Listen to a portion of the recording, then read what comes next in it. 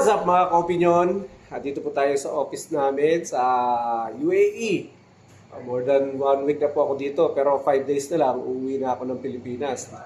Excited na po ako umuwi. Gusto ko na makita yung anak ko, gusto ko na mag-drive yung kotse ko. Alam mo, sa pag-stay ko dito, more than 1 week sa UAE, ang dami ko pong realization. No? Isa sa mga realization ko, hindi lahat ng OFW ay magandang lagay. Actually, karamihan nga. Most of them, majority of them struggle pa. Diba? Nagsa-side hustle, double job, triple job. Kaya kung kayo po ay may pamilyang OFW, ay nako, lagi niyo po silang kamustahin, lagi yung kausapin. Kasi malungkot ang buhay nila. Dami lang pinagdadaanan dito.